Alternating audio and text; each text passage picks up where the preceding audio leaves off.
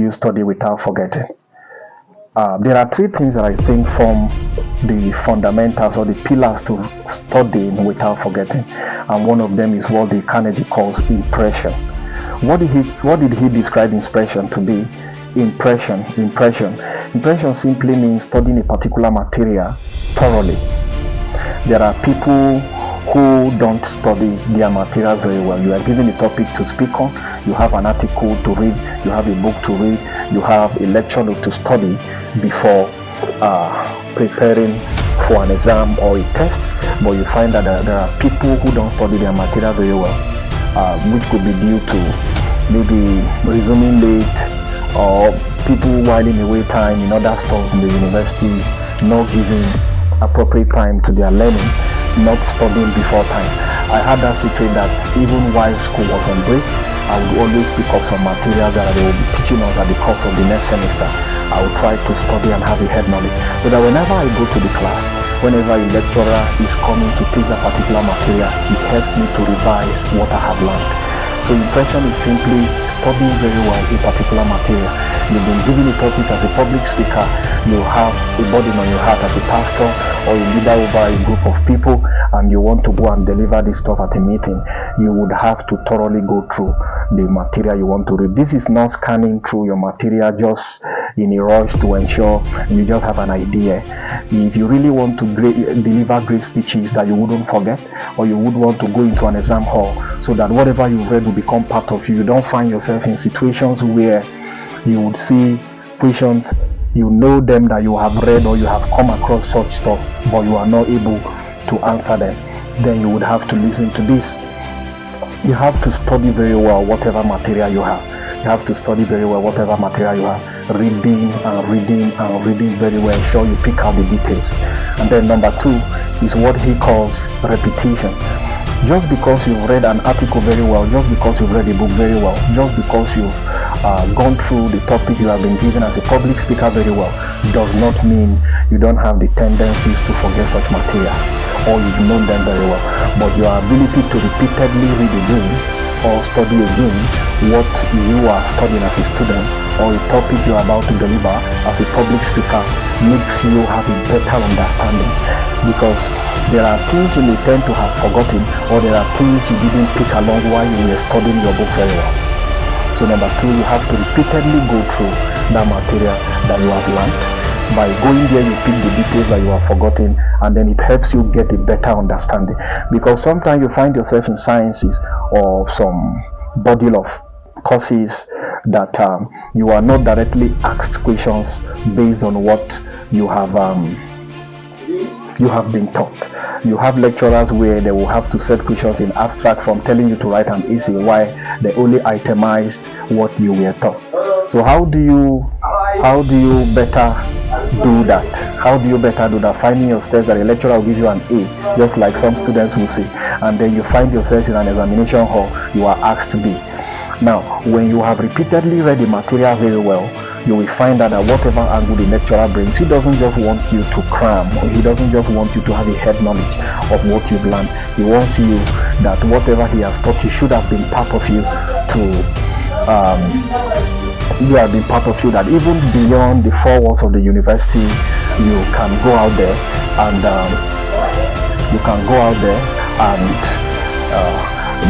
be useful.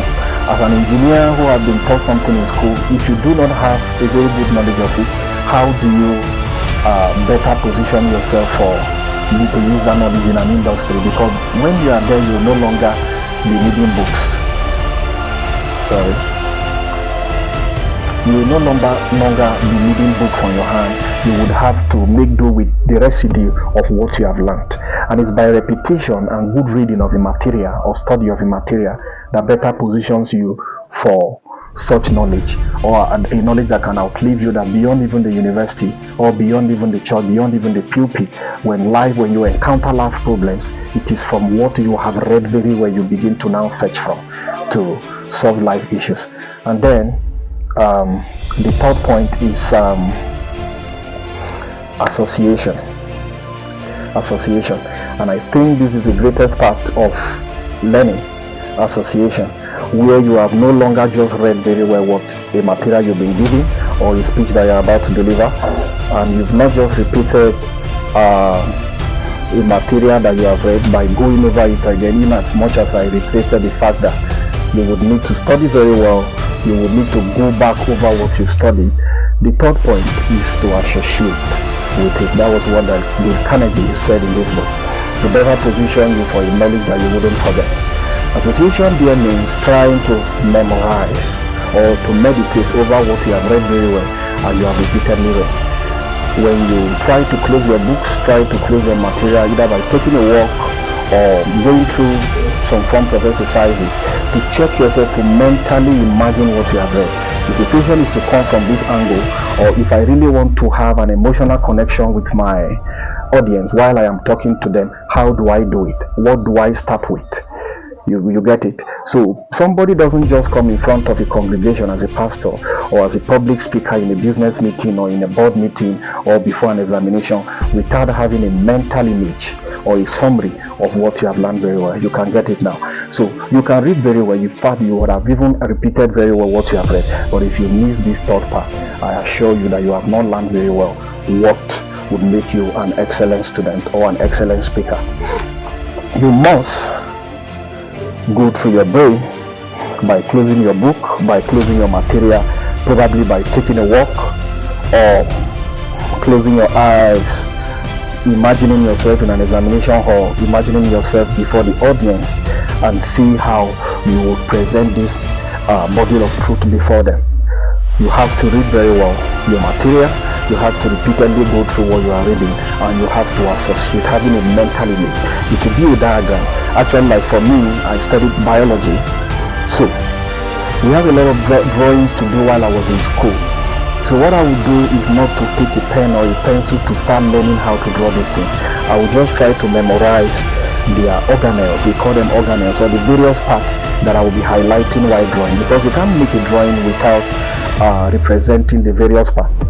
So what do I do when I get that and I'm asked, for example, to draw a euglena or a clostridium or any organism, or any organism at all? Since I have the mental image of where the organelles are, I will begin to imagine, and before you know, the diagram is formed. This is the application you can give to any topic you are giving to as a public speaker or as a teacher or as a student. When you apply these principles of reading very well, ensure you read very well to pick out details, repeatedly go through the material you've been given, and then you try to have a mental image of or imagination or meditation, trying to even form questions for yourself. If a staff or a teacher is to ask anything from here, how do you think you will go about it?